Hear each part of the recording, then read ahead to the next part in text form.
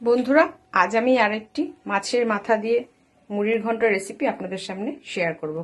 কি কি লাগবে ফার্স্টে দেখুন। মাছের মাথাটা আমি ভেজে রেখেছি, আর সুন্দর গোবিন্দভোগ চালের খুব ভালো গন্ধ বেরোচ্ছে।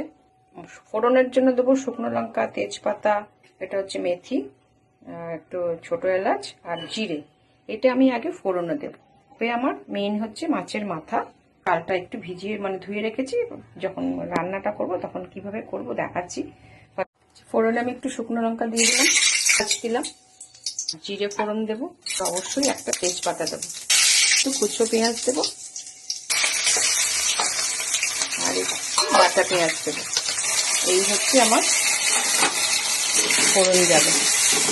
এটা একটু কষানো হোক, তারপরে আমি অন্যান্য জিনিস দিয়ে দেখাচ্ছি। আদা বাটা দিয়ে দিলাম, কয়েকটা কাঁচা লঙ্কাও দিয়ে দিচ্ছি।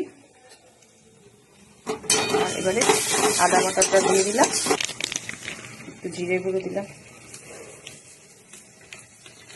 হলুদ গুঁড়ো দেবো,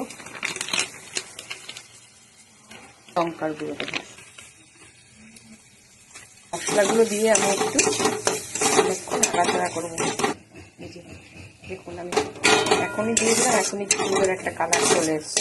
এটা একটু কষানো হয়ে গেলে আমি চাল দেব। এই গোবিন্দভোগ চালটা আমি অ্যাড করলাম, মাথাটা পরে অ্যাড করব।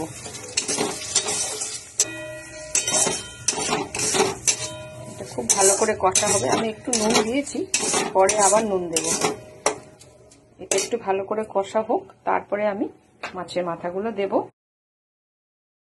আর একটু আলু কুচিয়ে রেখেছি, আমি মাছের মাথা অ্যাড করে দিয়েছি। মাছের মাথার আলু সব দুটোই অ্যাড করে দিয়েছি। এবারে একটু জল দিয়ে এটাকে ঢাকা দিয়ে দেবো। একটু আমি জল অ্যাড করে দিলাম, মানে চালটা হবে।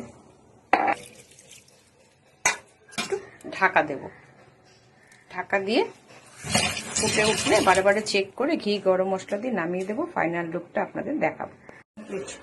এই যে ফাইনাল লুক, যে বড় মাথাটা, আর এই যে দুটো বাটিতে ঢেলেছি। কেমন হয়েছে বন্ধুরা জানাবেন। ধন্যবাদ।